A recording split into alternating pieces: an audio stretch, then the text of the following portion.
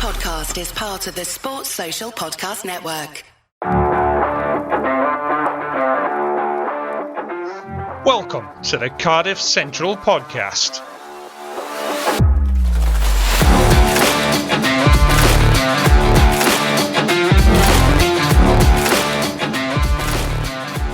Hello and welcome to another edition of the Cardiff Central Podcast. Once again, it's me, Harley, and Carwyn. How are you doing, Carwyn? Yeah, not too bad. Thanks, mate. How are you doing? Yeah, not too bad. Bit gutted to be back in work after having a whole week off. How was your weekend? Yeah, not too bad. Basically, we tried to play a practical joke on one of my mates and move his Christmas tree into his bedroom. That was probably the highlight of the weekend. I think he deserved it for having his Christmas tree up prior to the start of December. I don't know how you feel about it, but I'm a bit of Scrooge about these things. I mean, yeah, it's going to be as much my wife tries to soften me out. She's been trying to play Christmas music in the car and everything. It's no. I've watched two horrendous Christmas movies on Netflix because I currently don't have Wi-Fi, so we're downloading things from Netflix onto my laptop, and I've watched two terrible movies so far, thanks to my partner. And we're halfway through a third, so it's going well. Yeah, so did you manage to work it? Did you manage to work for any of the rugby? What were you watching? Yeah, so Friday night I wasn't actually working on it. I was trying to DIY it myself for a couple of blinds. Managed to get the first one done, but it's safe to say, obviously, a homemade job because there's a couple of slats in there that are about an inch inside. So you're going, so you can see like the odd ray of sunlight coming through the ends of sun. Definitely recommend getting someone in to do that, but I've got two more blinds to do, and I've committed now. I've bought all the tools, so I might as well get the job done. And then I was working on Saturday Scarlets game, which was the less said about the better, I think, from the Scarlets perspective. I'm sure. Well, although I've seen a couple of things from various people in the rap community talking about how it might have been a better performance from Scarlets than they expected, but. Yeah, pretty rough ordeal for them, and I did catch Cardiff's display on Friday night. I don't know about you. Were you travelling? Were you home to watch that one? So I watched all the regions games at home. Managed to managed to fit around child life well enough, so it was a thing. Yeah. Managed to get a bit of that, bit of the Prem in there. Unfortunately, haven't managed to watch the Islands Premier 15s, which which I feel really bad about because it was their first game with on TNT, showing regular league fixtures on TNT Sports, which I know there's an argument about whether or not they should be on free to air or whatever. But I feel like even if it's behind the paywall on TNT, plus clubs can still do their streaming. I'd say having it on a channel that you can flick to. All right, admittedly, it relies on you having TNT Sports anyway. Which, if you're if you follow the gallery, well, whatever sponsor of the Premiership now, you're going to see, and it's on just before the game. I think that's really good. I think that's a lot better than trying to find it on iPlayer and having to know and look for it. People might disagree. I mean, I feel like the sort of people who wouldn't necessarily go on by TNT Sports for women's rugby would struggle through the iPlayer or ITVX for it. So I feel like that that's a bit of a null argument. But yeah, some decent rugby on show, some not so decent rugby on show. I thought, weirdly, I thought Cardiff Zebre was actually better than the Bath Bristol game. That I'm sure I'll have a few. I'm sure that'll send a few people at my throat, but. Yeah. Really try to antagonise the West Country community there, haven't you? No, more aimed at a certain proportion who thinks everything's better in the Premiership, and I don't think the Premiership's as good. I think there was a point when that was true. I don't think it's necessarily as true now. Shall we move on to Friday night's game? Shall we have our opinions and then see what people who interacted with the channel thought? So do you want to lead off? Although I feel like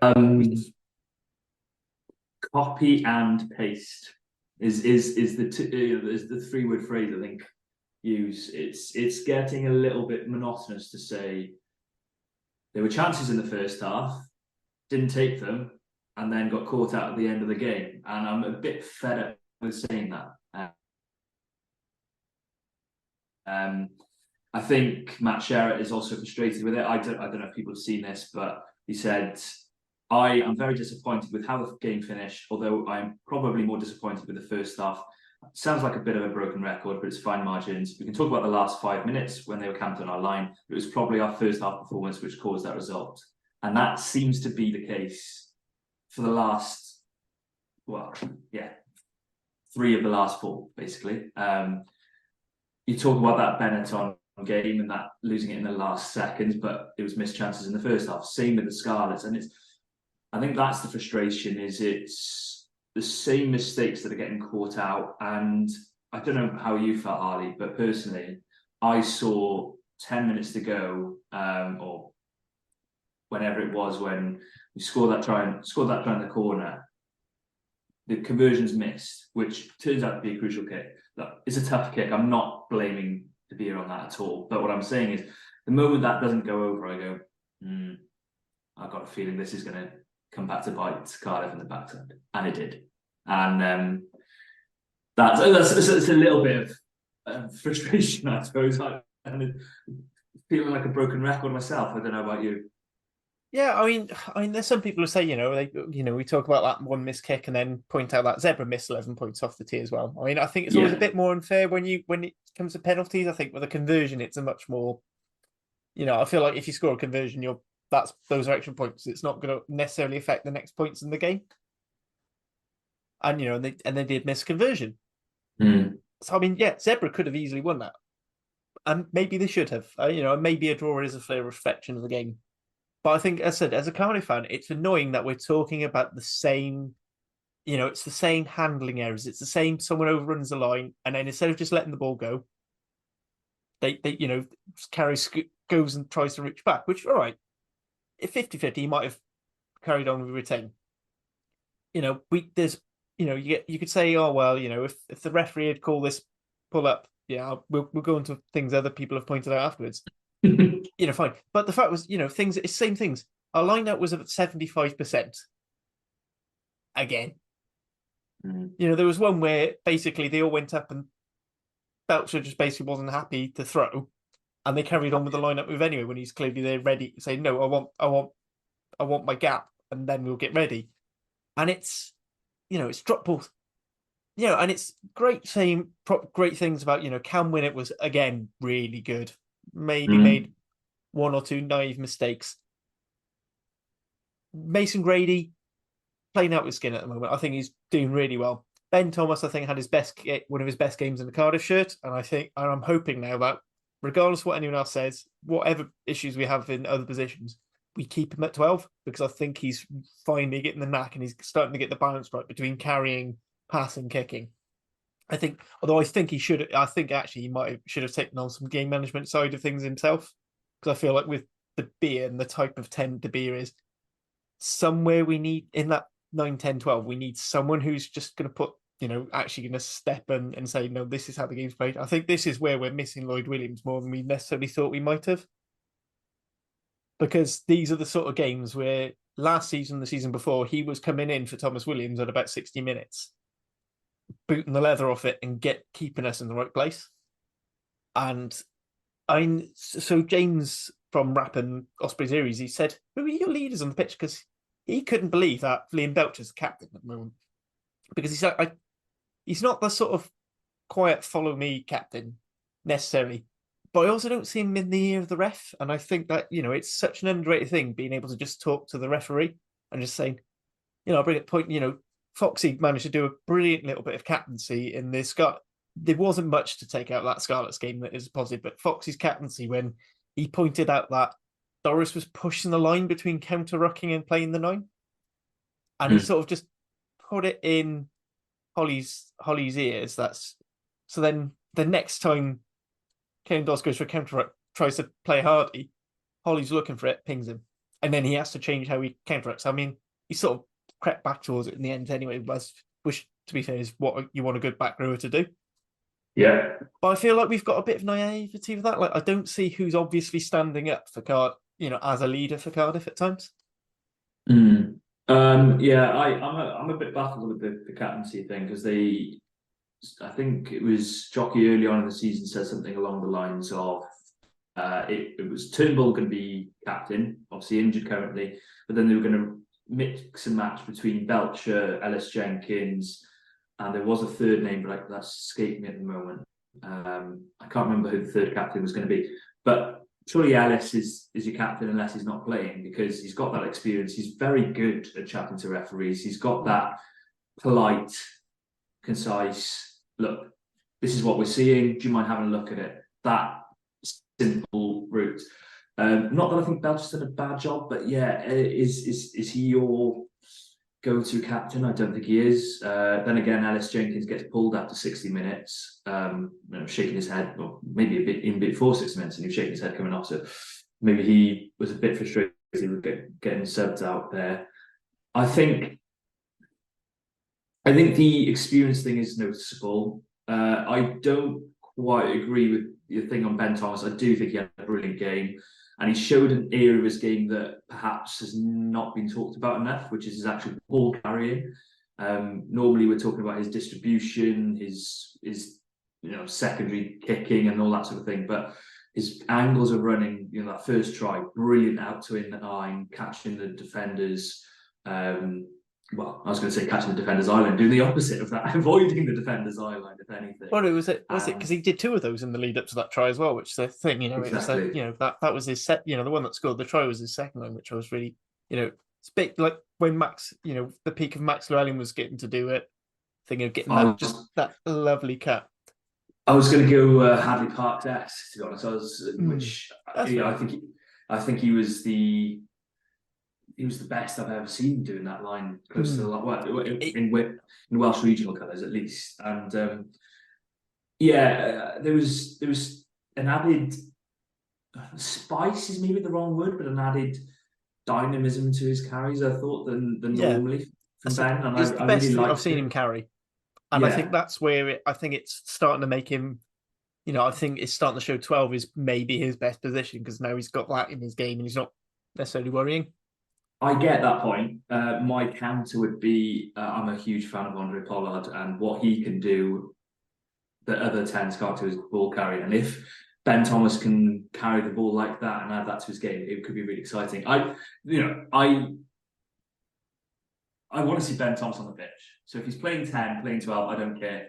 He's a brilliant rugby player and deserves to be on the pitch. I was brilliant on the weekend, and that's long may that continue in short, basically. My only counter to that is it works quite well with Andre Pollard, because you usually have someone like Willie LaRue at 15 who can step in and be a natural playmaker. Otherwise, you have the same issue that Scarlett's been having with Johan Lloyd at 10, where he's taking the ball into contact and then he's out of the game, and there's no one then to run the attack, and the attack breaks down. So I think if you're going to have that, you've got to have a natural playmaker. So maybe that might be a chance for someone like Jacob Beetham to shine at 15, where I know Cam Winnett's almost becoming first name on the team sheet. But if you do want your 10 to be a bit more of a crash ball 10, and you need that second playmaker, which Jockey is a huge fan of, then maybe that's where Beetham comes in, and maybe that changes it. And then you can have De Beer, Ben Thomas, Halaholo, or Lilo with Winnett at 15, or you go for Ben Thomas at 10, Halaholo, Lilo, or Grady, and then you bring Beetham in. Although saying, I think Beetham actually is a decent carrying option himself, because it was quite interesting seeing him played at 12, which definitely says to me Jockey's got an idea of what he wants his 12 doing. Yeah, I think I agree. Similarly, I was just thinking about wings just now, and Brady's had a great game, and he's had a great game last week. Mostly, pretty much all playing wing as a traditional winger. I think it's all volume. Yeah, I think it might be nice to get him in and around those rucks and testing defenders that way. it's a bit like the way Josh Adams is. He's really good at coming in, picking and going off the ruck and using that explosive pace and size. Mm. And I think also Grady managed to get us out of a couple of holes when Zebre kicked long, and he was able to basically bust. They had a decent. It probably wasn't a perfect chase line, but it was a decent enough one that should curtail a wing or at least force him into a bad kick, and he just bounced through. Yeah, and Pani's got one hell of a boot. Sorry on that, but what a boot! Was it Lorenzo Pani? Eduardo Pani. Was it? Lorenzo Pani was at 15. Sorry. And I think Jacopo Trullo as well. He was the 14th, the winger. He was, and he was the one who stepped in at scrum half when Fusco was yellow carded, rightly, for a fucking sick ass tackle. I was just going to say, what a stupid tackle! Like you voiced it better than I did. Seriously, it only missed out on stupidest tackle I watched all weekend because both Luke Morgan and Johnny Williams managed to beat it. Oh yeah. Almost all identical tackles. I don't think I've ever seen that many tip tackles in such a small span of games. Not since they've outruled them anyway. Johnny Williams inside 30 seconds is up there for it's especially when it's probably the one team you do not need to be against 14, be playing with 14 for, because they're possibly the best at utilizing an extra man.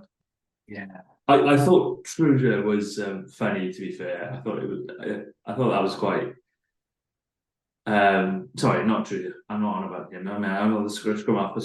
I thought it was quite funny that he's clearly gone right. I've got to put a big impression because Mason Grady's running at me and he's beating 2 defenders. Right, I'll give it a proper go, and he's just got it so wrong.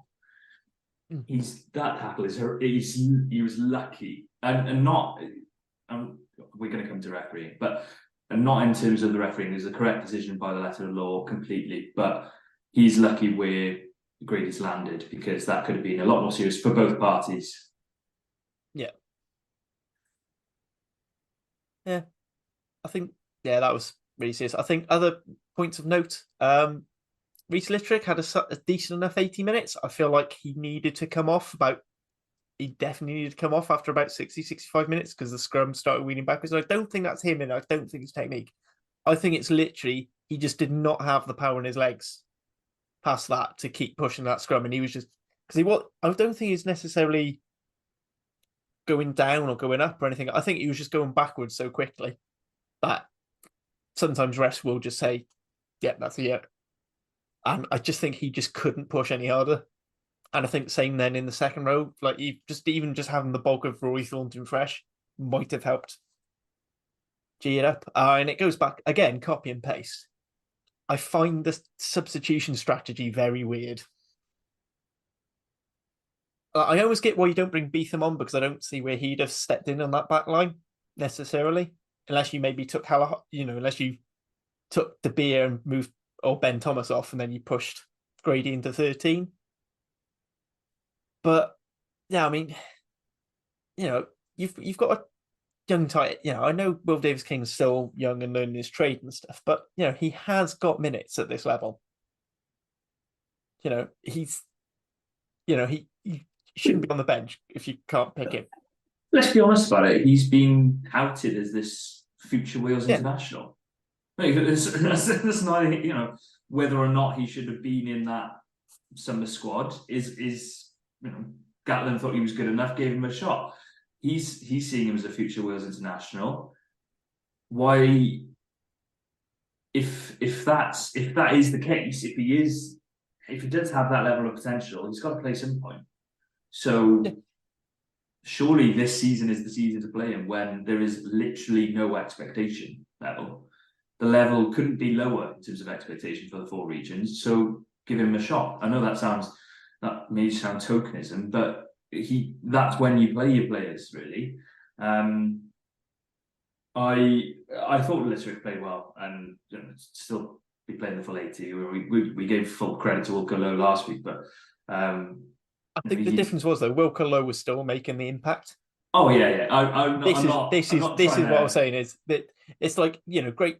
It's good for him. I don't think he necessarily gave up around the park, but I think when it comes to scrimmaging and just the sheer effort it takes to push, Oh yeah, against he that. he was that you watch Litterick in that last phase of play, he's blowing as well. And I don't mean that harshly, but the last phase of play, he's on the park, he is blowing. Yeah. He's trying to get from ruck to ruck, and I it was don't think it's tough. harsh. I think that's just not what It's it's very rare for props to be conditioned for that full 80.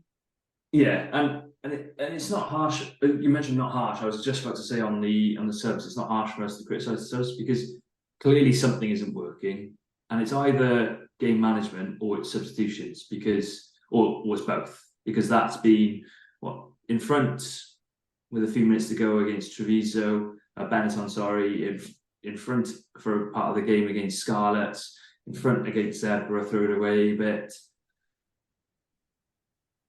In the game against Bulls, not against 13 men for a bit and not getting across the 14 men and not getting across the line. So it's we've said it, copy and paste, common theme, whatever you want. Yeah. I said it's not. I said it's not me. It's not me having to go at any individual substitution. It's more the strategy they're being used that I'm finding hard to look at. I mean, speaking about going down, not scoring against 14 men, I think we did worse during this Zebre game where we conceded 7 points down to 14 men, which really bothered me. And I get it was a bit of a fluke, but it just. Was it only 7? I thought it was 14. Maybe I was seeing double. No, I think Fisker had come on for the second try. Okay.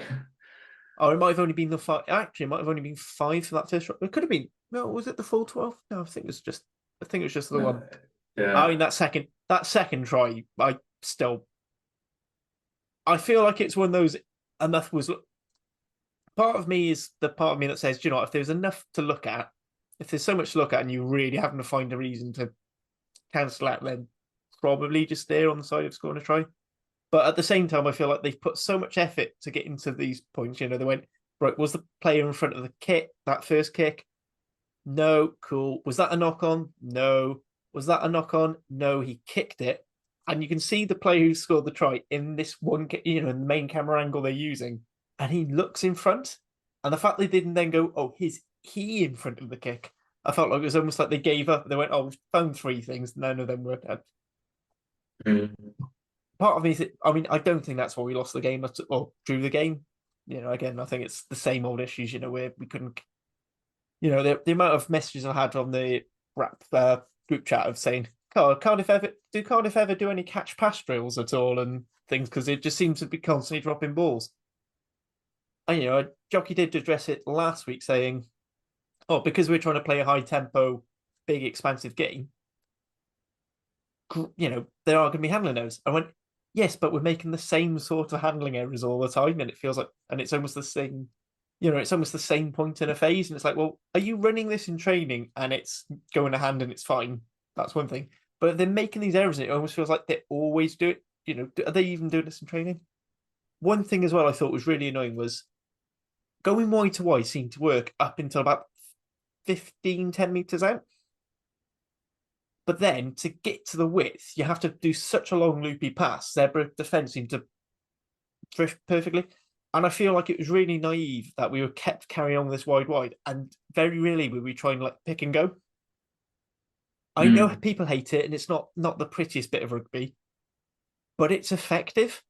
Like, there's a reason why France are, love this submerger shape, because it's such a good way to get people on the foot, and just that little offload shoot, and you just almost have your full pack. You can put a blanket over them, and they just go put. And when you've got carriers like Tamane and Carey, why are we not using them more? I don't know if that's necessarily the players, the shape, the coaching, but you feel like you almost needed to have those. When we scored that try was from when we were throwing these direct lines. It's a clever line. It's not necessarily being, bigger and stronger and getting over. But it's still direct rugby because you're cutting at the line. You're not trying to go around a defense, which you're more likely to be able to go around a defense further up the field because they've got to drop players back for the kick. That becomes less important the closer to the line. So that's when you do need to make these direct punches. I think it's a common theme amongst all Welsh teams from senior level down. about that. But like the 22 conversion rate just isn't great for all our sides at the moment. Yeah. But I feel like it's especially frustrating for Cardiff because of how easy we're finding it to get into the 22. Our shape seems to be working really well for that. And then we cock it up because our line out goes wrong. We throw the line out wonky, or it's too easy to read and it's stolen, or we concede a free kick for this or that, or we do a series of scrums and we end up spending half an hour scrummaging and not actually doing anything with it.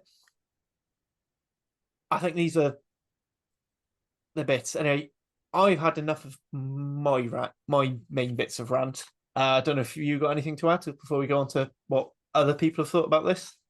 No, I thought it's quite topical that when you talk about dropping a ball, I dropped a pencil. So that was quite that was good timely. But yeah, I just to add a little bit, I suppose the amount of times Tamani carries the ball, you expected to drop one or two, but it's not just one or two at the moment. It's been a bit too many, and that's one other thing I'd say. And if you're going to play this high tempo play, you have to work so hard on your basic skills to make sure it works.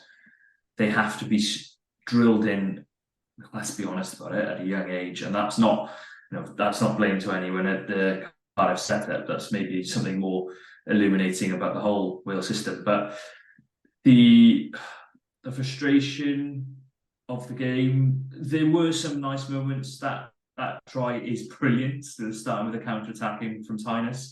I suppose we haven't actually spoken about that and how positive that is. The counter-attack that leads to the second try, breaking out from the own 22. The one that sort of gets us back into it then. Yeah, breaking out from your own 22 and working your way up to the field and then go through pretty much just one phase and then scoring. That's brilliant. That is perfect counter-attacking rugby.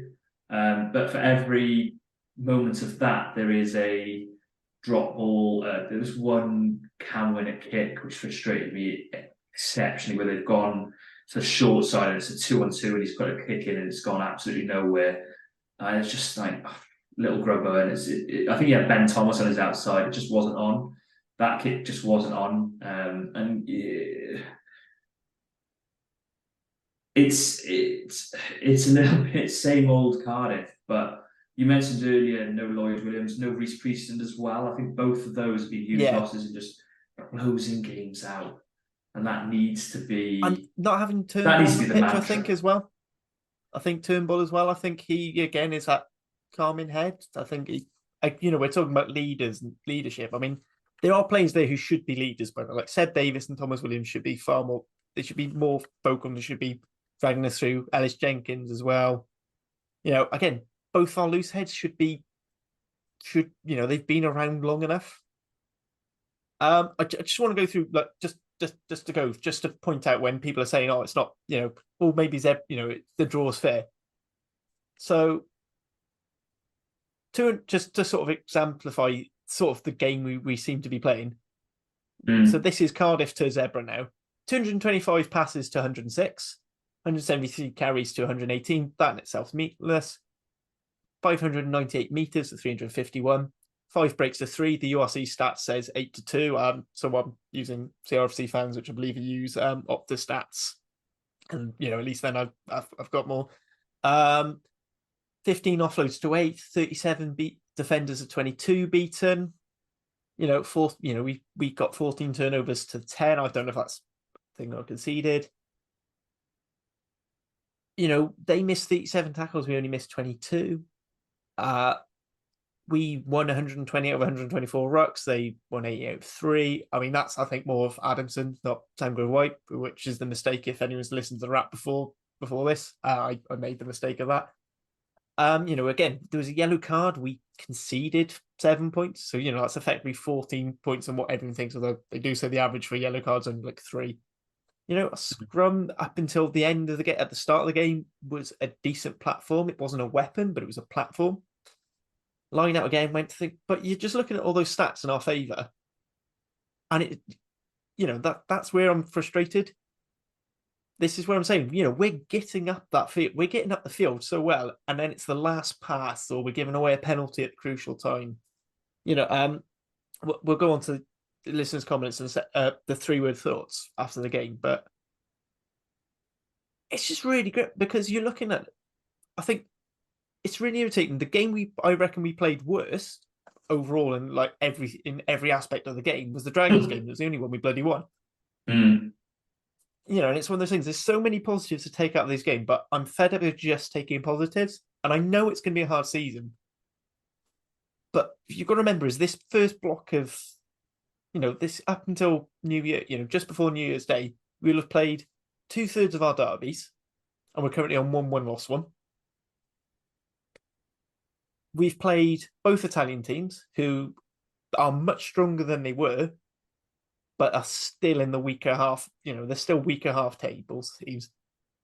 We played, and we've played a Bulls team who, I'll be honest, they looked like they couldn't be asked for most of that game and still won.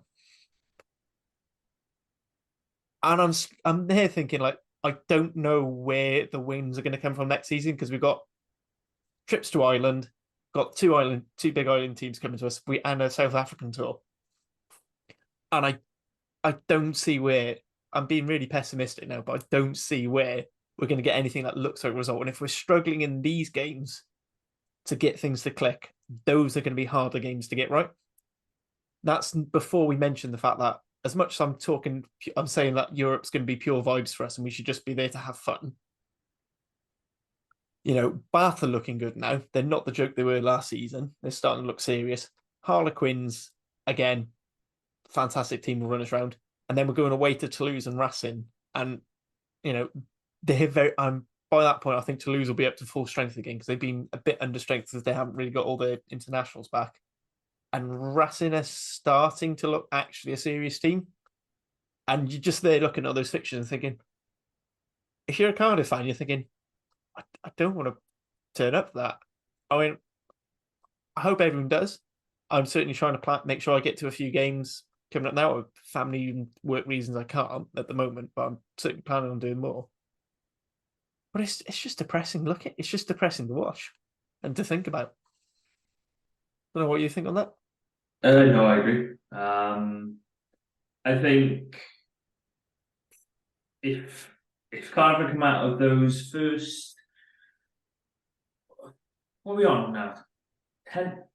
7, 8 points. Is that right? Or close 9 points maybe actually. Should be on 15 to 20 points. Yes. It's not exaggerating. That's a fair reflection of the start of the season in terms of performances and being in games and who they play. You then look at second half of the season. You talked about that.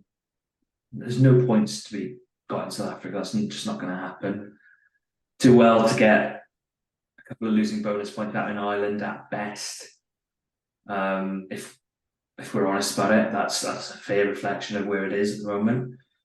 Still got Scottish sides to play who started the season really well. And let's be fair, we've not got a good record up in Edinburgh. We certainly. I mean, Glasgow has been a bit more, up until the last season or so. Us versus Glasgow's going to be, actually for Connacht as well. It's been a bit of whoever plays at home. But Glasgow are looking really, Glasgow look like they're carrying on from last season, which is a top 4 side. Yeah. Edinburgh look like they bounced quickly, as in I mean new structures. That Dragons game seems to be more the exception than the rule. I was surprised that they've turned it around this quickly, but then getting Ben Healy in is one hell of an acquisition. So, I mean, it means that they've got between Ben Healy and Emmanuel Buffelli, you cannot give away a penalty. 65 meters out? I'd say I reckon between the two of them, they'll probably be able. They'd certainly give it a good enough go, and if not, they'd have you 5 meters out from the line. And you've got 2 fly halves who can win you the game in 2 different ways. Well, I mean, Buffelli. I meant with King. Yeah. Sorry. Yeah. I mean, that's what I like. If you're playing King all at 10, he's going to rip you to shreds. But yeah, it's. And I said, I don't think we're going to repeat what we did 2 seasons ago when Leinster come to town. No, because I don't think Leinster are going to put out the thirds again.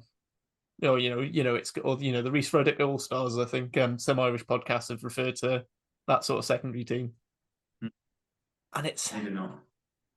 I mean, I said I hope I'm wrong. I'm hope now that we go on a 16, was it a 10, 11 match winning streak now, and get to a decent playoff position. But the realist in me doesn't see it happening. Because we've had the same for the last 2 URC seasons. We've had a very nice front half of the season, and again, I don't think we've made the most of it. Definitely haven't this season. That's definitely the case. I think looking at the second half of the season, sorry, I just got the fixtures up just for my ease, but I think that Connacht game is winnable at home, as we mentioned. I think that does tend to go to who plays at home wins. That has been the typical way. Then you've got Leinster. Then you've got Glasgow and Munster away. Good luck. Oh, we're away to Glasgow. I thought we were home to Glasgow. Yeah. Away to both. Good luck on that. Away to Ulster then. Again, good luck. Edinburgh at home is a winnable game, but if Edinburgh are going for the league top 6 for whatever, well, I mean, it's going to be so difficult. I just think back to Edinburgh. Then you go to South Africa in May. It's going to be horrendous. It's going to be so warm out there. So, yeah, all the best, basically. Yeah. Sorry. I think when we played Edinburgh at home last season, it was, it was a game we should have won. And then because, yes, we'd lost some of our Wales internationals, but they lost a hell load more Scottish internationals, but they could bring in the Argentinians. And they're going to have those guys back. And I feel like we're going to be in the same spot of bother. Yeah. What I will say positively is if you'd have turned to me in June and said, what do you expect at the start of the season? I'd have said something similar to what's happened at the start of the season, if not worse. I thought that Cardiff might have been blown out of the water down at Parc Ystrade, won by longs. I'm looking the subtle.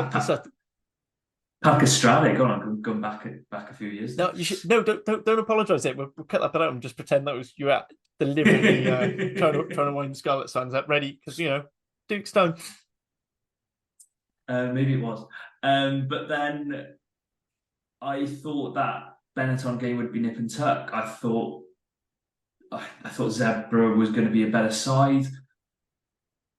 Having watched pre-season and seen what happened in the first half of the first game, did I get carried away and think, hold on, this Cardiff side could be pretty good, pretty nifty this season and compete with the majority of sides and possibly compete to get a top 8 spot? Yes, I did.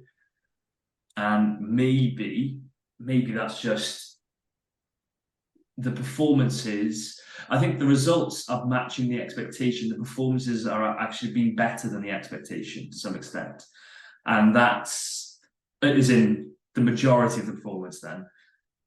And then it's being let down by certain aspects of the game that, if we're honest about it, you bring in a new 10s for a new season, ones that haven't experienced the URC before, playing at this level for the first time. It's not really that big a surprise that the game management aspect is struggling, and with smaller squads, that the substitutions and bench aren't making enough of an impact to see you through games. If I'm being a realist about it, that is the summation of it. Really.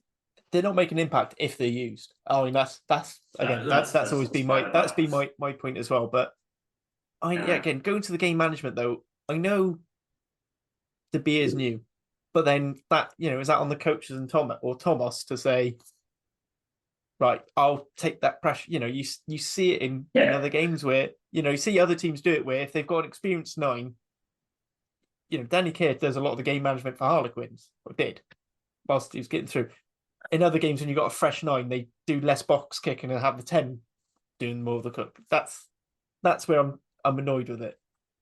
But although admittedly, the first couple of games is Ellis Bevan, so although I thought Ellis Bevan's played well. He has, but of course that's the case. But maybe that's a little bit of the Thomas Williams situation, isn't it? You've got a player who's been hyped up as an X Factor player all his life, talking about his basketball skills and that he played basketball at age grade level. No one's ever really said, look, he needs to start adapting to a controlling nine. No one's ever commented on his ability as a controlling nine. Now, really, that's maybe something that needs to be looked at and said, right, you're getting towards your second half of your career, Thomas. Why not? This is the area you need to work on, and that probably is a fair reflection of it. Anyway, look, I think before we get more into slave players, the copy and paste is probably my 3 words. So what's everyone else's? So we've got so bloody close. Yeah. I cheekily put I need alcohol on there. Another chance blown. Were those your I think I 3 did words, or was that just my 3 words are I need alcohol. It was also my feeling. I added on there. I added too many error. I mean, I ended up doing this thread. I gave Lee overall control of the account, the group, the pod account, because I just went. I think I could end up getting banned or something. So I managed to keep it quite tame. So too many errors. I need alcohol. Misconversion costly. Again, as you said. I mean, admittedly, you can use the goal kicking from either point of view. It'd have been tough. I hate, and my last one was I hate rugby. But that was just because then one of my English team, Bristol Bears, lost by a point. So it's like, although Women I feel did like well, that was though. more in a comeback. So and again, that was another one where conversions costly. And then a couple of them. There's a theme. Officials awful, sad. Yellow card? No. Hells CF10 Hells is star you Adamson. Put your own 4-letter word in there. I think I know what Hells is going there for there. I'm not gonna say it out loud. But that I feel like it's one of those things I hate using the ref as a talking point. I know I've alluded to it and I've mentioned on the wrap as well, because I feel like both teams have the same ref. But there were some really obvious things that seemed to be missed. I mean, I alluded to with that penalty try. Someone pointed out that, in Zebra's first, there was a penalty against Cardiff where Tamani was taken off the ball when he went to clear out the ruck. But then in a passage of play later, Cardiff got pinged for obstruction. Got pinged for got the ping for taking the man out. And even that last 5-minute defence, you have plenty of people saying, well, they've got their hands, the Cardiff players are picking up the ball. And as far as we can see, they're on their feet. The ref might have a different view, but then he's like, oh no, let go of it. And the ball's already up in the air. And you're just like, it's frustrating. The fact it's got to be frustrating, isn't it? And I don't know if if you get it, you hear it from the other end, working in the trucks and stuff, and pundits saying, "Oh yeah, no." Well, I'm not going to put pundits under the bus because I wasn't there this weekend, but yes and no. I think rugby is in an awkward place at the moment with refereeing and TMOs. I think that's abundantly clear. I don't think this has been in as weird situation. I think you brought in the tackle height changes, obviously changed a lot, but at least it seemed to be, and across the board, everyone's relatively understood. There was a few teething things, but I think it's got worse. I think this weekend there were a few other decisions that have baffled me. That the slap down, you do well to find a more cynical slap down of a pass. So that was the penalty, deliberate knock on against Zebre that was given as a penalty and not a yellow card because apparently it wasn't going to lead to a line break, despite there being 2 players outside and there was a covering defender, which was the 15 coming up. I just don't understand that rule in my head. If it's a cynical play, and it's clearly cynical in that act, it has to be a yellow card. There was one few seasons ago with Bowden Barrett against Wales that wasn't given as a yellow card, and I still can't understand that one. But the slap down rule is one thing. The head contact rule is also a bit weird. I don't know if you saw one of the cases in the Prem yesterday or the day before, where there's a player making a tackle and then one of the supporting latchers makes head contact with him, and the tackler gets penalised and given a yellow card. I was like, I just don't understand. I think I think Yeah, things. that was the Chiefs. Yeah, the extra Chiefs game, and I was there like that, and they went, "Oh, so because of this, yellow," and you're like, but I feel like, yeah, that was one of those really weird ones where I feel like it was almost rugby instant, or you'd almost Progressive penalise the latcher because the latcher's the one who comes in. It's almost like progressive he's the one who rugby instigates say, it. yeah, sorry, But I feel like, progressive again, I rugby feel say, like it's the argument of like if the ball carrier dips and then goes in. I know in community games that is penalisable. I yeah, don't know if it has been, but it's. I think it is yeah. one of those issues. There's so much grey, but I think rugby's yeah, at again, I a weird get crossroads. I fans' really do. frustration when they see it, and especially when you feel like it's the same things that get missed against your team week after week. But then I also feel like the only difference between a lot of the Welsh fans and having this thing and say like the Irish fans is the Irish teams are coming out on top, so they're winning games. So it almost becomes less of a talking point because it's like, yeah, we got hard done by the ref, but we pulled through. And the same thing, that we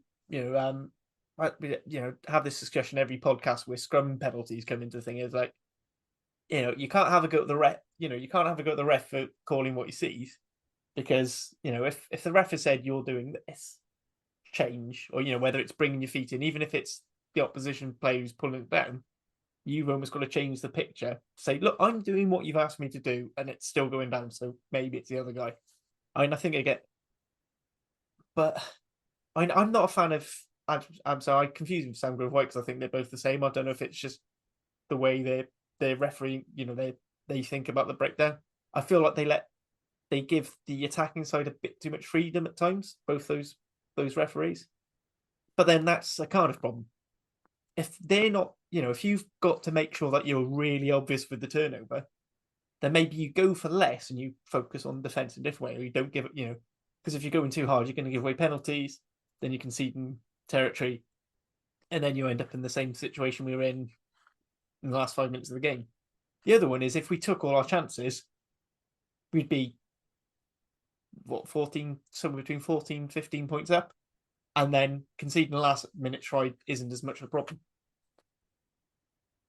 But I mean, I get why people are frustrated with the referee, because I feel I get it myself. I tried to avoid talking about it. I hope I don't. It probably won't be the last time we talk about it, because sometimes I'm a bit hypocritical of that, but it's just really irritating when you think you can see an obvious penalty and you don't necessarily understand why. Yeah, I wouldn't.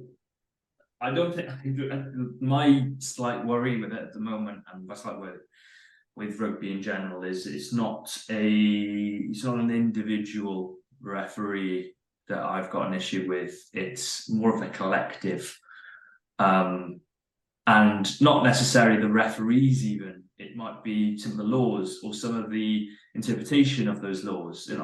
I'm still getting over the kicking to touch and a player being able to jump from off the field into the field and catching the ball and somehow being in play. That to me is just, yeah. I don't get why that's law, but I like the fact we've got a player like Thomas Williams who can make the most of it and has done. Yeah, I get that. That is definitely the case, and having some players do it, and it does add sort of these spectacular moments. But I really liked certain laws that they took out. The 1 foot out, 1 foot in. I quite like that as a law. I quite like that.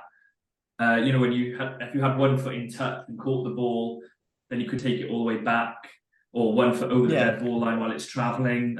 Take it all the way back. I thought that added to clever play. Anyway, some the laws we couldn't be here till the cows come home with every single law interpretation and every single law, because with every single law there's about 6 interpretations. I think sometimes as well when balls get ripped and they get called knock-ons, the ball gets stripped back.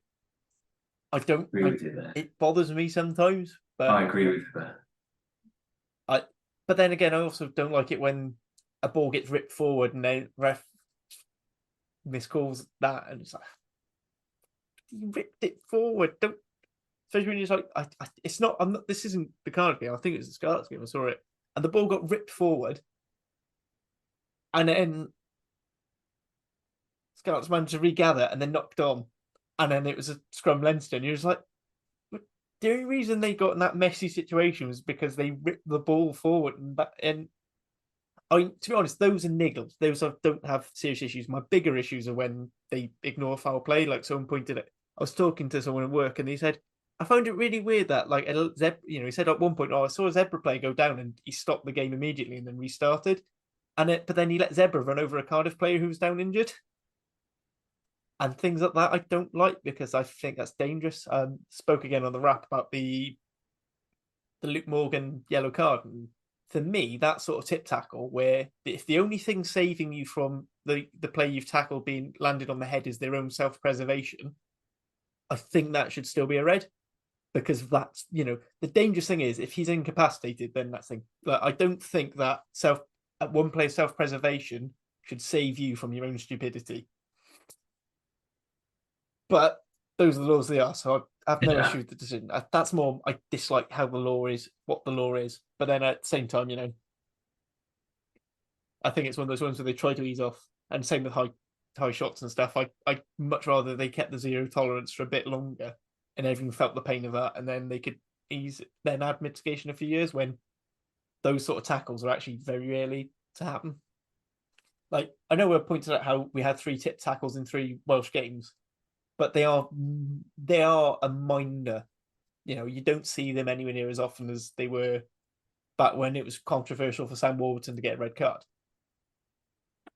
That's part of the hope, isn't it, with these headshots, isn't it? That's where that's going to go. That we're going to see. I feel like every time they, I feel like every time they try and find mitigation to try and appease coaches and players and fans, it waters it down. I feel like we're going to have it's going to take longer for it to come out of the system. But that's I mean that's yet another rant. I could do a full hour podcast on if I really wanted to. Yeah, not more. Let's some news, I suppose, for Cardiff, isn't it? Alan Lawrence. Yeah, let's go with some good news. Yeah, obviously pulling up some big trees. We talked to Macaulay Cook a few weeks ago, and he was very complimentary about his influence at Jersey Reds, and what happened at Jersey Reds has happened, and it's devastating for so many players. But it's nice to see Alan Lawrence getting another opportunity, and especially with Cardiff. And I think it's fair to say it is a position where, with Faletau out for a long time, and both of them yet to make his return, it's been a bit of a juggling act with Tamani playing there and Seb playing there, both who are second rows and a bit, perhaps. I think Tamani's been done very well at 8. I would like to add that. I think he's been quite good. But yeah, I think because I feel like Big Al didn't really get the chance he deserved for Cardiff his first stint round. For whatever reason, whether it's because they thought Fratty or both of them. I think we had Sean Moore as well at various points. I think Al had some injury issues as well, but when I thought when he did play, he played really well. And I think it's quite nice having just another big ball carrier, because if you've got Tamani in the second row, and then you've got him there at 8, it just improves. I mean, I feel like we weren't struggling for carrying actually on the weekend. I felt like our carries were making ground. It was just sometimes a link between it, or having successive carries to keep piggybacking. But yeah, I think Alan coming back is great, and maybe hopefully he gets a bit more of a chance than he did last time out. Yeah, and he's, like I say, he's earned that chance by playing very well at Jersey, and which was, let's be honest about it, they were one of the best sides.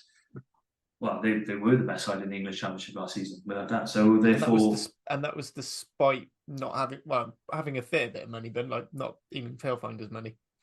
Exactly. So I'm very excited to see him back, and hopefully he can churn out a few brilliant performances. I'm sure he will in the future. That's the one bit of signing news, which does seem to be coming in drips and drabs more often this season. I think that's going to be a common theme, whether it be loan players, etc., moving back and forth. I don't know. Has Max Clark moved back yet? Do we know that, or because it seems like Josh Reynolds has, isn't he? I think Josh Reynolds had, but that was an issue because I think they were struggling for loose heads. So they're basically dragging, and that's the way most of these loan deals work. Is as soon as you need that player to fill in.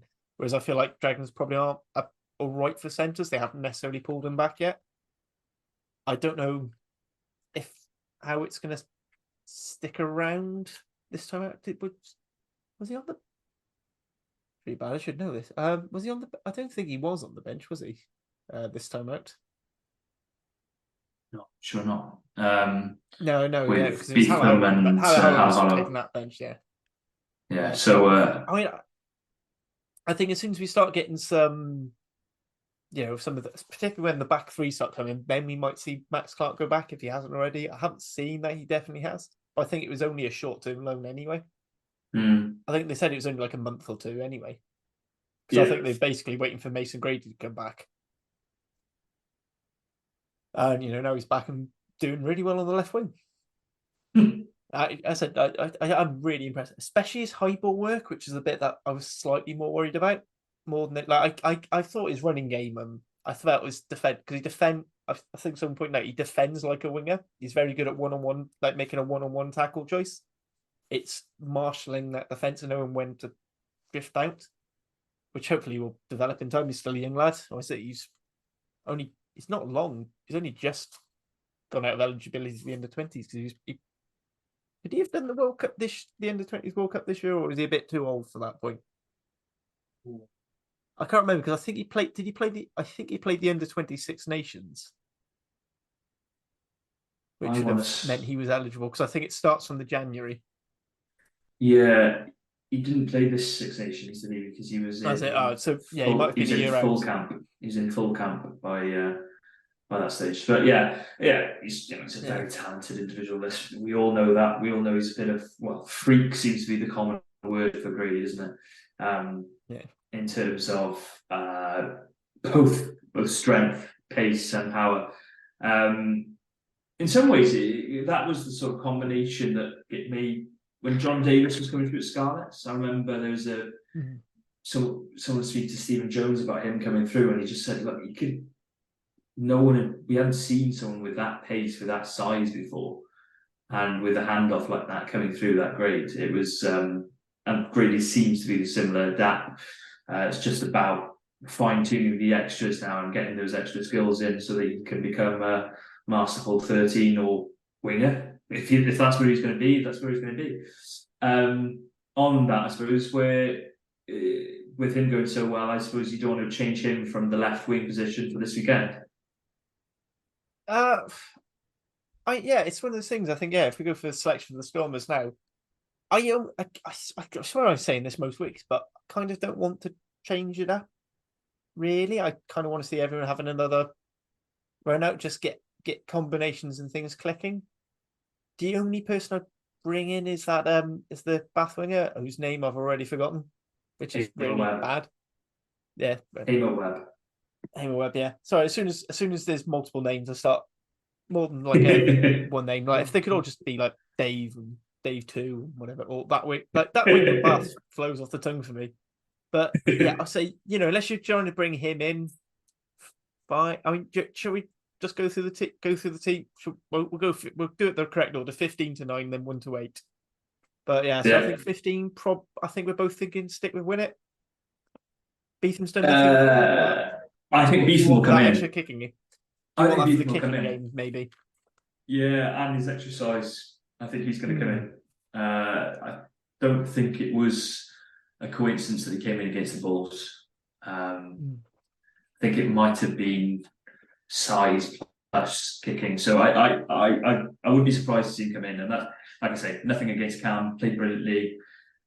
I've really enjoyed watching him at the start of the season. I always do. He's a box of tricks, but also showing a bit more not durability, but sort of halfpenny-esque qualities, let's call it that, than I had come accustomed to from Cam. Then I might be tempted to see Hamer Webb on the wing, but then again, Millard's done absolutely nothing wrong. He's been brilliant when he's played. And same for Grady, I don't think. No. But then they're both in theory, they're both centres. I mean, I know there's the debate of is Millard a winger or a centre? I know you're more of he's a centre camp. Grady, I'd love to see more at 13.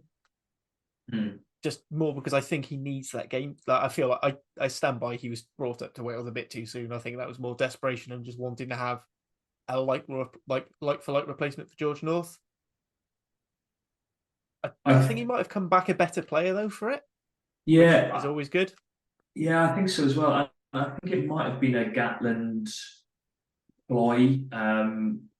Gatland did it in 2011 where he brought in a few young centres in. Let's not forget, he brought Scott Williams and Jonathan Davis in around 2011, both around the same time, and just gave them a go. And I think he was trying to bring them to build a combination there with Joe Hawkins, who incidentally won Player of the Match on the weekend, if you weren't aware of that.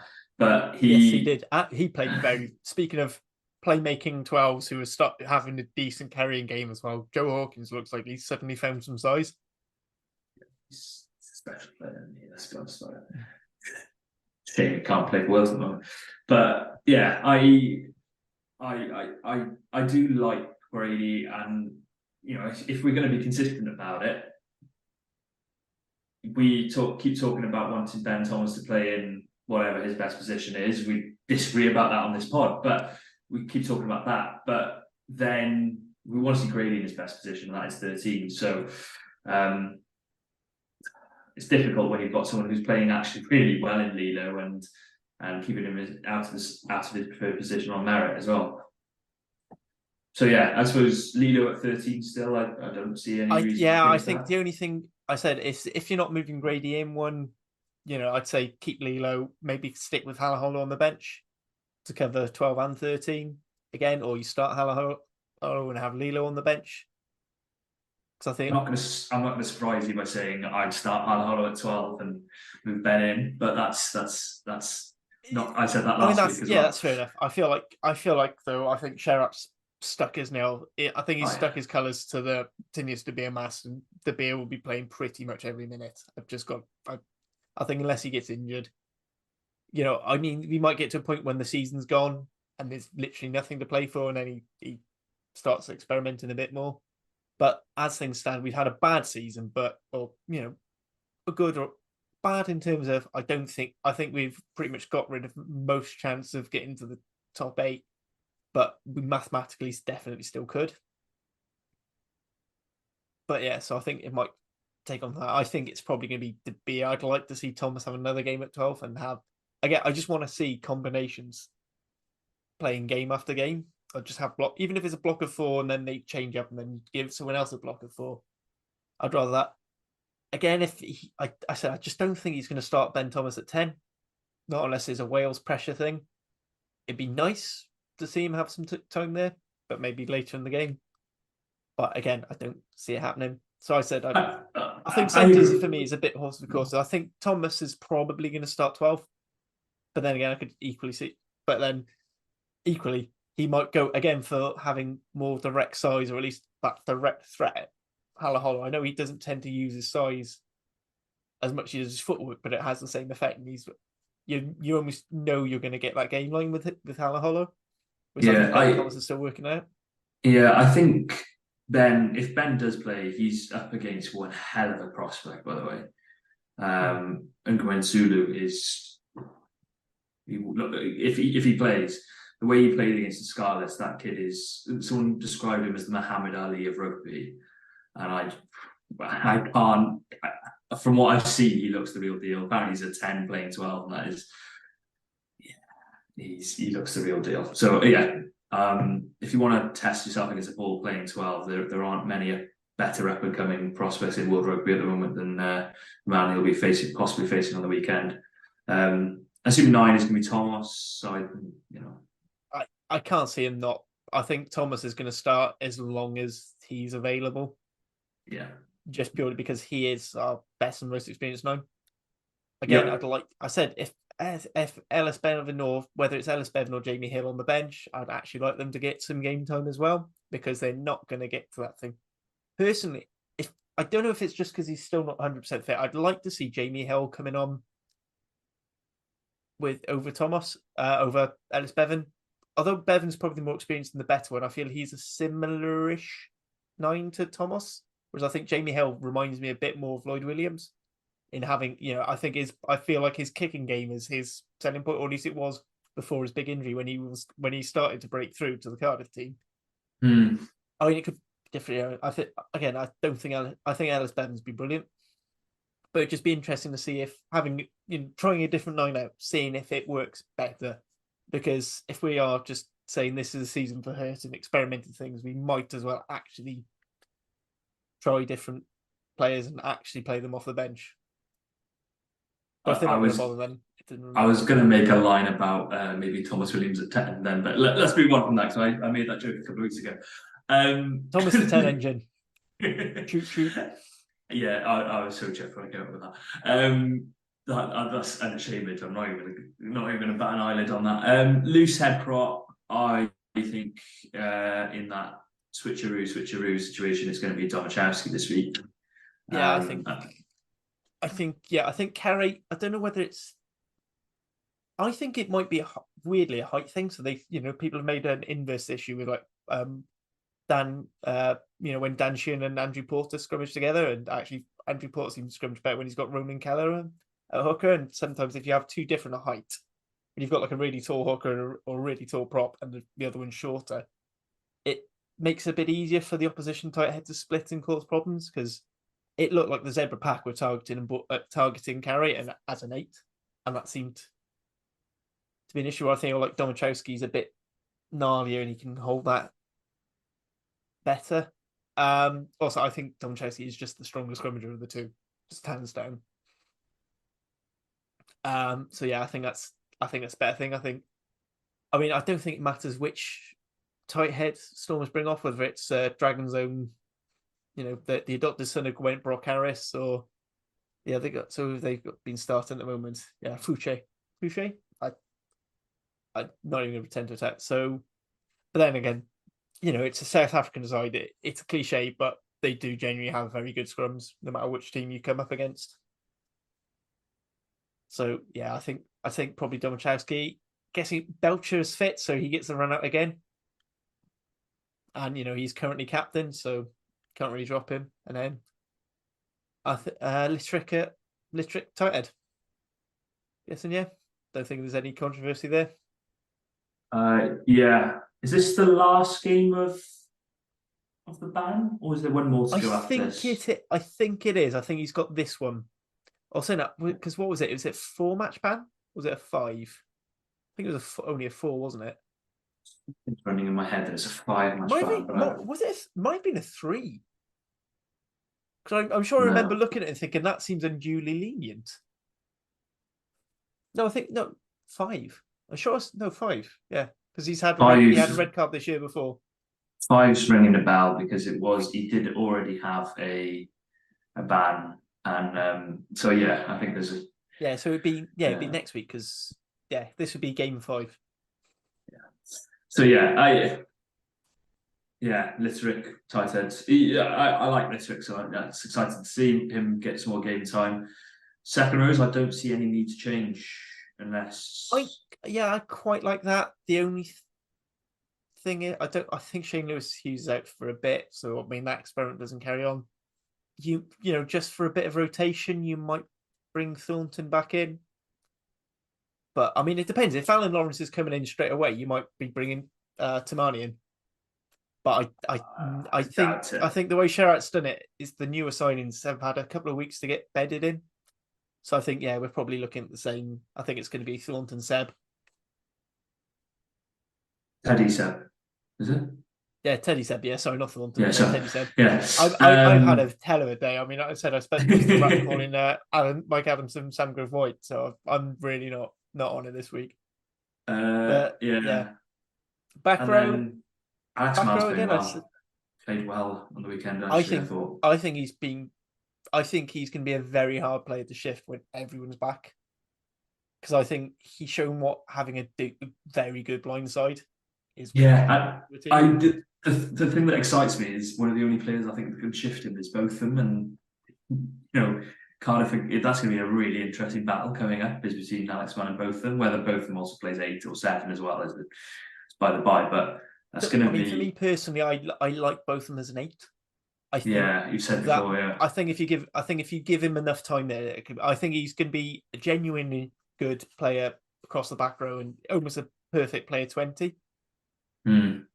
But I think 8 is where because I think he's just got that physicality and carrying off the base, and actually he's pretty good off at controlling up the base. Yeah, but perfect player 20 sounds almost like the most unwanted thing to be in the world. Do you know what I mean? It's one of those really irritating. It's a bit like when South Africa. I mean, it depends on how you look at it. Like South Africans have gotten this idea now that the bench is just because you're on the bench, like Quagga Smith, is like almost the perfect sub, and that is a fantastic and they always call him the perfect player 21 because how they number it. But because actually, do you know what? If he's coming off at 6-7, they're 6-7-8 or wing, he's going to do, he's going to make an impact and he's going to make the difference. And I feel like both of them could be that player for us. Yeah. But also, I also want him to start. Yeah, it's going to be a difficult one. Yeah. Then you've got oh, sorry, no, 7 and 8. It's your other flip of the coin, isn't it? It's whether or not 7. you go in Ellis or Thomas. I don't know if Ellis came off early and wasn't happy with himself because he's still carrying or not, because he's it takes he's had so many setbacks. I think Thomas Young makes such a good impact off the bench. Can potentially leave you exposed because I feel like Thomas really is only a 7. I know he has played at 6 and 8, and you can always move Jenkins over, but I don't really like it. And I don't know. I think that might be a flip of a coin. I think it depends. Like, do you want Ellis's leadership, or do you want like the pace and like just how and actually Thomas Young again also he's quite a dynamic ball carrier as well. I think neither are offering in the lineout, so I mean it's a bit of a horses for courses. 8, I think smart. I think we just got to stick with Tamani for now. Yeah, it's going to be Tamani. I think personally, I'm going to say Ellis Jenkins on the bench purely because we've been talking about leadership in the final 20. This is where I'm quite with you on that one. And speaking of the bench, so if you're saying Jenkins 20, I'd probably have Young, Thornton at 90 as the replacement lock. Yeah. And then I guess we go for Evan Daniel purely because he's more experienced than Ethan Lloyd. Unless this is the game we bring Mark Jones in. I still really like Evan Daniel, and that's the second time. I think he comes off and he gives us something. Mistake, by the way. Yeah, no, I don't know what it is. I see these players and that's it. That's their name now. That's it. It's gone. My ability to recall names is completely shot. David Hughes, I think you mean, but I like Evan Daniel a lot, and I will keep banging that drum. So no, I more game time he gets, the better he's going to get, and I really do like the look of his physique and size. Carey will be 17, 18.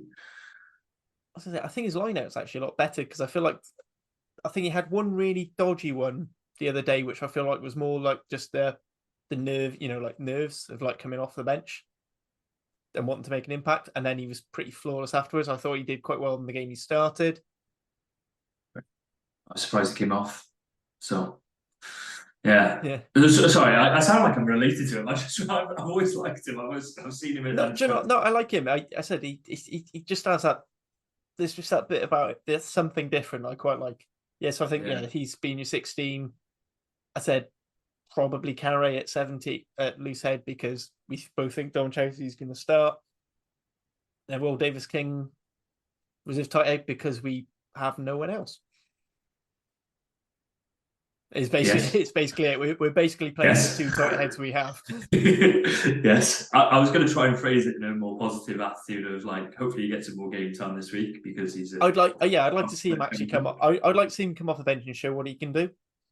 Yeah, and actually, I feel like I almost feel like they're probably the 2 weaker pair of props. They're similar heights. I think Evan Daniel's a bit taller as well, if I remember rightly, looking at things about the squad.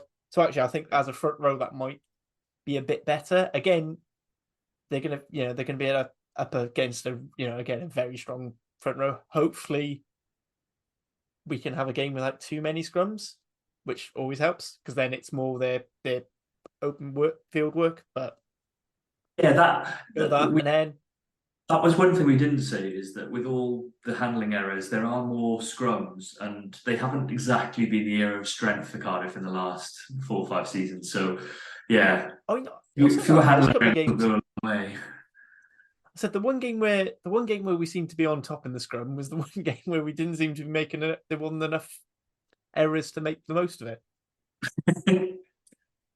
Yeah. Yeah, and then back. So I suppose we go on to the backs replacement, because I'm assuming we're sticking with 5-3 because it's not really, we don't really do 6-2, so I think it's safe to assume it's gonna be that. So again, as much as I'd like Jamie Hill off the bench, it's probably gonna be Ellis Bevan, Yeah. I think. And then I saw Al Robson played for the Rags in a win last week. So, I don't know if that's just him being relegated or we're going to go with 2 centres again. So maybe, if, either, I think if we're sticking with whichever combination of Lilo, Halaholo and Ben Thomas is starting centre, the third one maybe takes either 22, 23. Yeah, it's a bit of a weird one on this. I think you're basically picking between Ardwell or Ben in a weird way. Is your second choice 10, and it depends how Sherritt sees it. I've spoken about both of them and how much I like both of them. So it's difficult. I think if you're Ardwell, you will be desperate to make up for what happened in that game against the Bulls, where, let's be honest about it, didn't have his best game off the bench. Is this the game to really give him that opportunity? I would say no. But then again, when else do you do it? Because we talked about the hard fixture list. So it's a difficult call. I think if Ben starts at 12, it's more likely it's going to be Halaholo on the bench with Carwyn or Beetham, depending who starts at fullback. And I think that's probably what's going to happen. It might even be that Ben Thomas is the 22, and then you've got your 23 as as we said, Beetham or Carwyn. But the other thing is that if Hamer Webb starts, then you might have Grady on the bench, or you might have Hamer Webb on the bench with Grady starting and Millard start. I've got. I don't know if we've been having the 2 fullbacks more as to fill the jersey, and not necessarily. It's not necessarily been an active selection choice. It's been, we don't really have the numbers to go. Whereas now, having this extra back 3 player, it does become a bit more of a selection discussion. Yeah, I do like having a fullback cover, because I don't know if you saw Dragons a couple of weeks ago, I had Rodney Williams covering fullback, and after a couple of minutes, when Angus O'Brien suddenly broke his wrist. But it didn't have a bad game at all. But I feel like you're always going to have a weakness somewhere on the bench, but it's managing it. Again, that's whether that's as much as I think neither of us are particularly keen on Ben Thomas as a fullback. I don't like it this at is all. Where But it'd be great this is where it'd be great to have Alex Summerhill or Josh Adams fit again. Yeah, because that was it. I think because they both played 15 enough times. Probably Alex Summerhill, I think, came up as a fullback in the end before becoming pretty much a full-time winger. And with Josh, to be honest, it's a difficult one, because if you've got your Cardiff hat on, you don't want to see him playing 15. If you've got your Wales hat on, you kind of want to see him playing 15, because those 2 young fullbacks coming through at Cardiff, you want to see them get as much game time as possible. But from Wales' perspective, it's quite exciting to think of Rio Dyer plus Lewis Rees-Zammit plus Josh Adams in a back 3. That is quite exciting. So yeah, I don't know what's going to happen. I'm very much in the Adams 15 camp over the Lewis Rees-Zammit, which I know is the sexier, more popular idea. I feel like I think it comes to everyone wants an exciting fullback. I want a fullback who will defend really well. I think it's has a more rounded kicking game. And for me, that's Adams at the moment. Yeah, I think it's fair to say we haven't billed this as the sexier, more attractive pod, have we? It's been more sort of this rant about what's going on, substitutions and scrums. I want more furious competence. Sexy stuff comes after furious competence. I don't want to hear your bedroom scenes, but let's move on.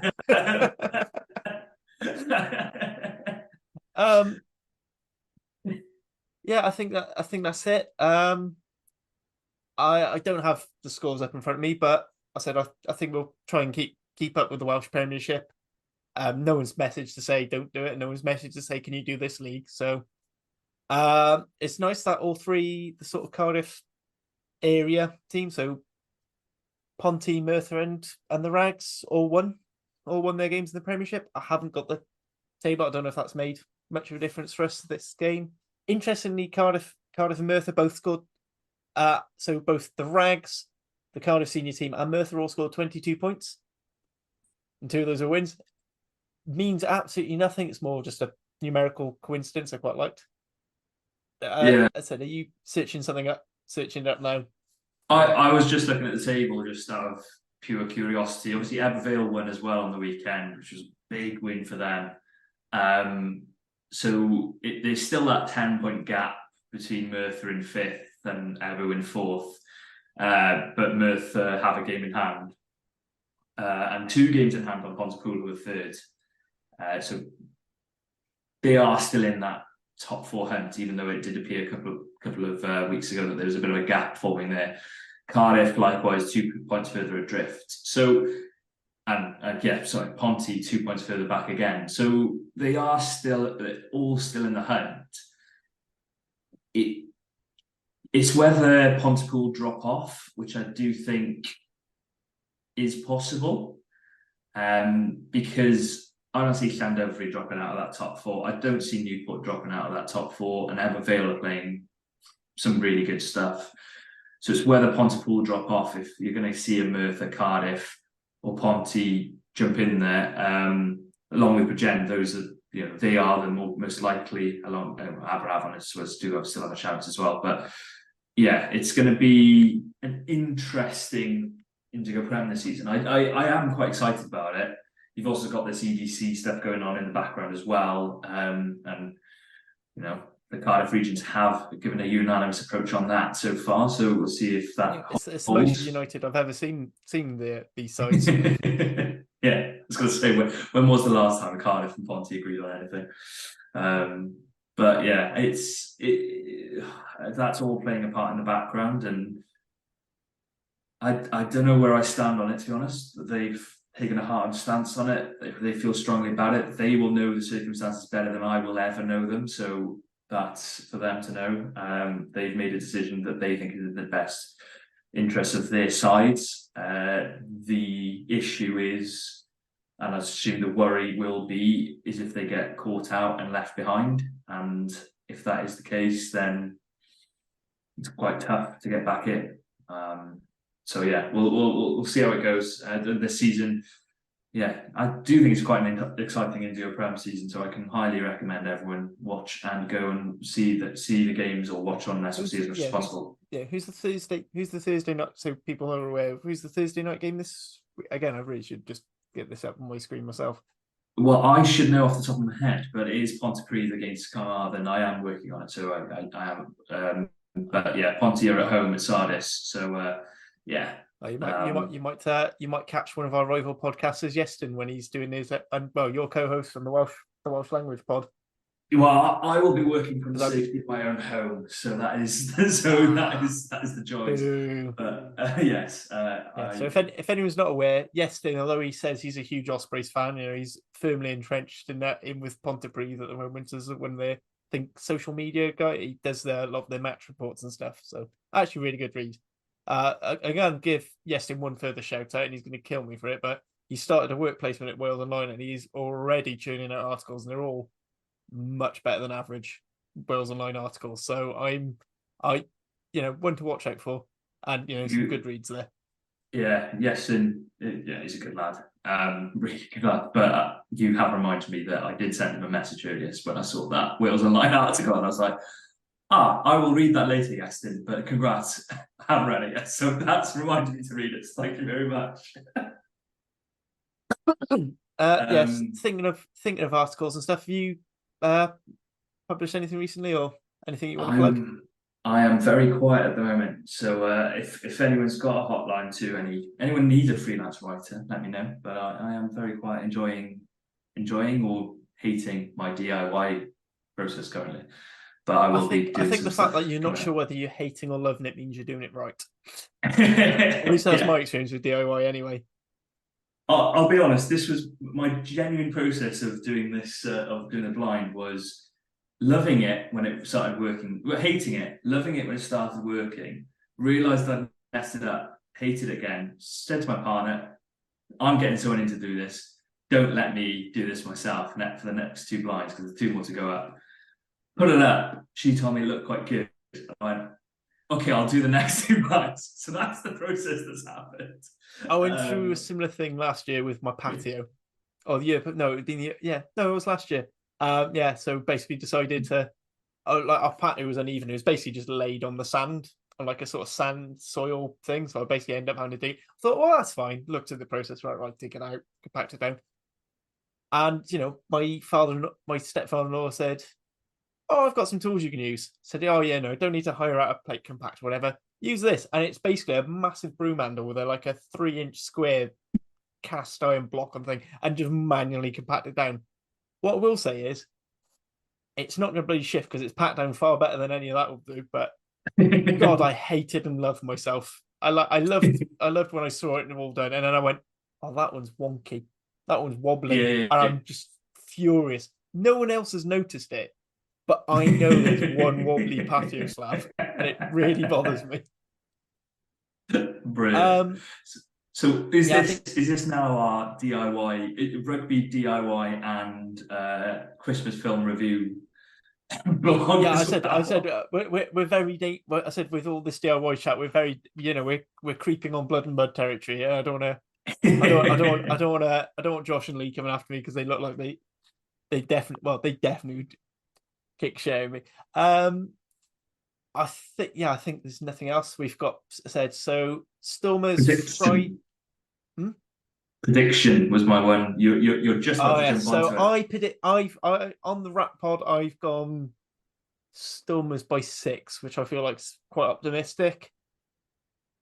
I think if we can keep it close, we beat they're getting towards the end of their tour, maybe like the Bulls game. And I think we've been doing really well at keeping within a score. Which again, going back to our hopes of the season, that was one thing I said is if we are going to lose, I want us to at least be picking up losing bonus points. Mm-hmm. I'd have liked a few more of these games to be wins, but at least when they're not a win, we've picked up points. So I think that'll be the same. I agree with the point about them coming to the end of the tour. That's now flipped a bit because I was going to say Stormers by 8 to 10. I was going to say 20 points to 12 or 22 points to 12 to Stormers because I do think the Stormers side is special. I do think they have got some real talent in that side.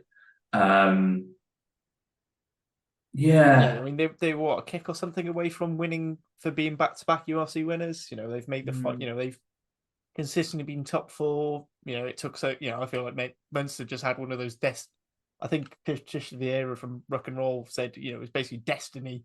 It's destiny Munster are going to win the URC sort of thing. And I get you. It's definitely a special side. So yeah, you're saying 8 to 10. I do think Munster. I do think Stormers will win it, but yeah,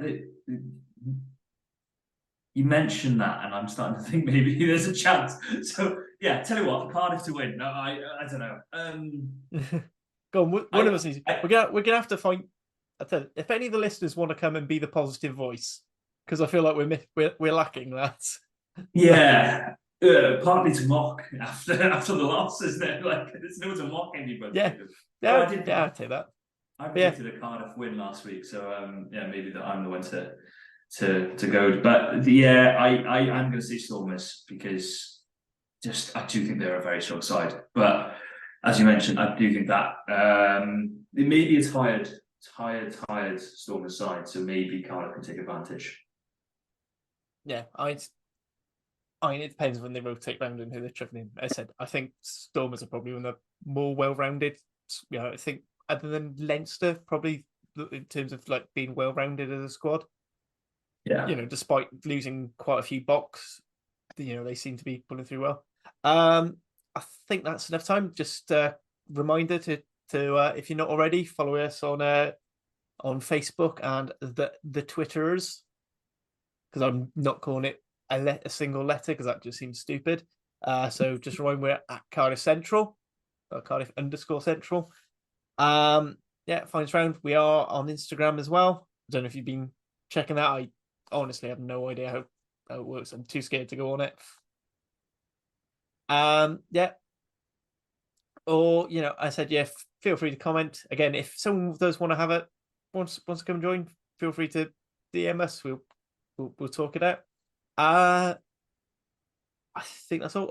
One more thing, because Hugh Griffin keeps telling me off and not plugging it. There is a Rap YouTube channel. We're up to about 50 subscribers, so please follow that.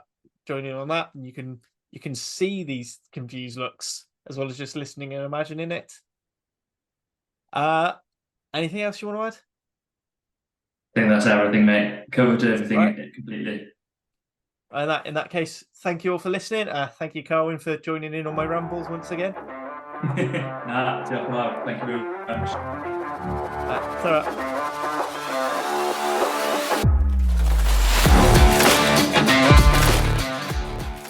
Thank you for listening to the Cardiff Central podcast. We hope you enjoyed the show. Please subscribe, rate and review wherever you listen to us, as it really helps spread the word. You can find us on all the usual social media channels or email us on welshregionalrugbypod@gmail.com. And remember, whatever the question is, rugby is always the answer.